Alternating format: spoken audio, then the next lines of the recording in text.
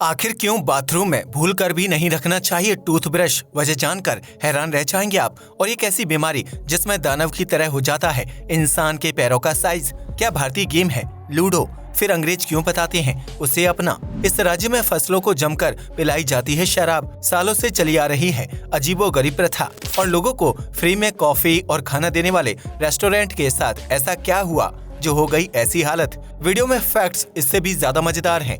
बने रहिए अंत तक।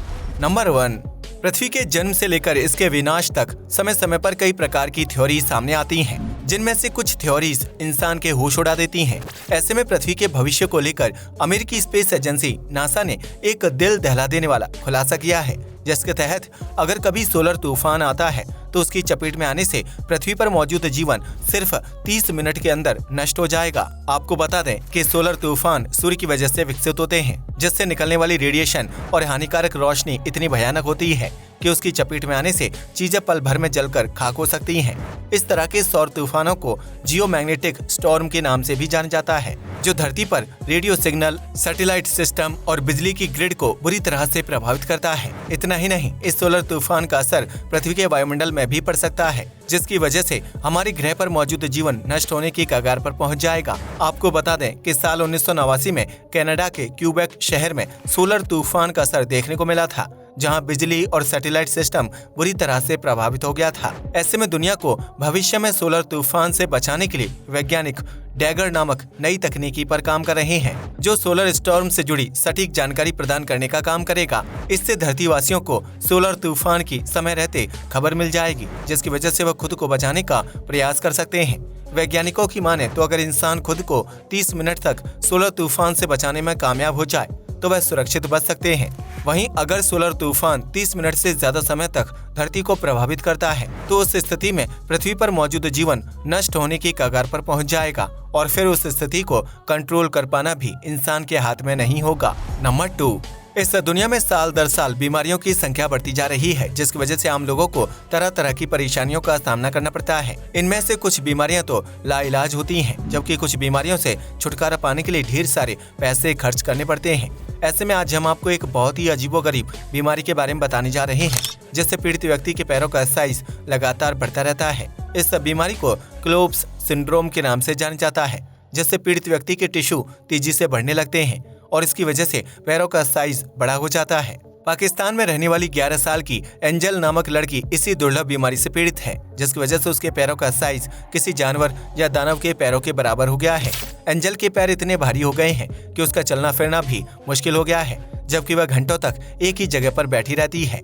ऐसे में इस बीमारी का इलाज करने के लिए लगभग 82 लाख रुपए का खर्चा आएगा, लेकिन एंजल के परिवार के पास इतनी बड़ी रकम नहीं है।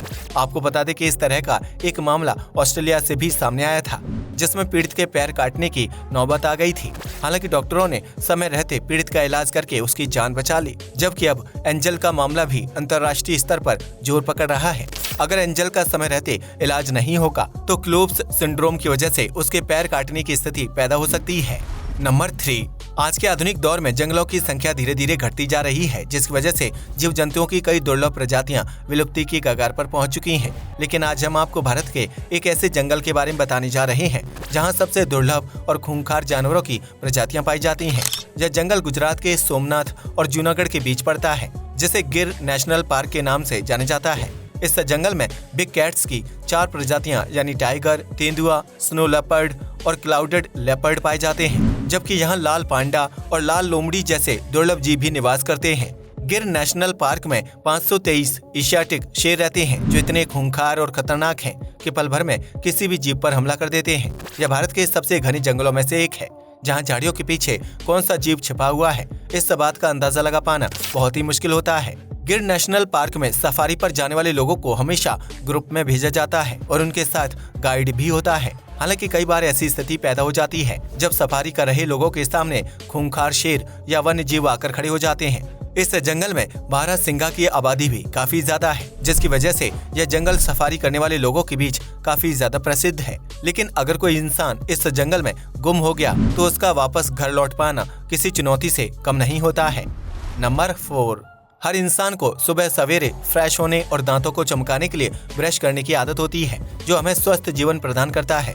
लेकिन क्या आप जानते हैं कि बाथरूम में टूथब्रश रखने की आदत आपको बहुत ही बीमार बना सकती है, फिर चाहे आपके घर का बाथरूम कितना ही साफ सुथरा क्यों ना हो।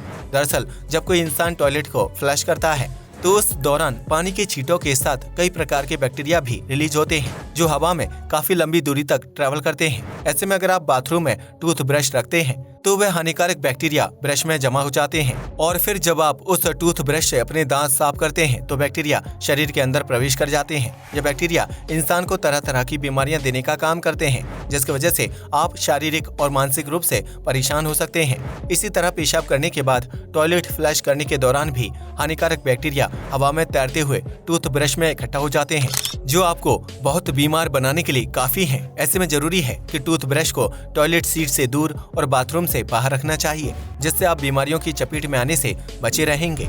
नंबर 5, भारत एक कृषि प्रधान देश है जहां विभिन्न दालों, सब्जियों और अनाज की खेती की जाती है। ऐसे में किसानों को फसल की पैदावार बढ़ाने के लिए सिंचाई और कीटनाशक जैसी चीजों का ध्यान रखना पड़ता है। लेकिन क्या आप जानते हैं कि मध्य प्रदेश के किसान फसलों की पैदावार बढ़ाने के लिए उन्हें शराब पिलाते हैं? जी हाँ, आपने बिल्कुल सही सुना। मध्य प्रदेश के नर्मदापुरम के किसान गर्मियों में मूंग की फसल की पैदावार को बढ़ाने के लिए देसी शराब का इस्तेमाल करते हैं। किसानों का कहना है कि मूंग की फसल को शराब पिलाने पर पैदावार 2 गुना तक बढ़ जाती है, जिससे किसानों को मुनाफा कमाने में मदद मिलती है। किसानों का कहना है कि फसलों को शराब पिलाने से उनमें लगे कीड़े मर जाते हैं, जबकि शराब की दुर्गंध से नए कीड़े नहीं लगते हैं। इससे दाल का उत्पादन अच्छा होता है और किसानों को फसल खराब होने की चिंता भी नहीं सताती है, जिसकी वजह से नर्मदापुरम के किसान स्प्रे बोतल में शराब भरकर उससे फसलों के ऊपर छिड़कते हैं। किसानों का मानना है कि दाल की फसल इंसानों की तरह ही शराब का सेवन करती है, जिससे उन्हें किसी प्रकार का साइड इफेक्ट नहीं होता है। किसानों का कहना है कि बाजार में कीटनाशक की कीमतें काफी ज्यादा हैं,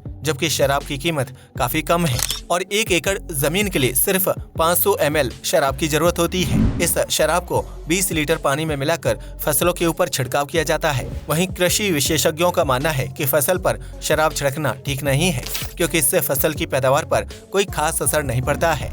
नंबर 6, इस दुनिया में एक से बढ़कर एक शानदार रेस्टोरेंट्स मौजूद हैं जिन्हें किसी खास थीम पर बनाकर तैयार किया जाता है।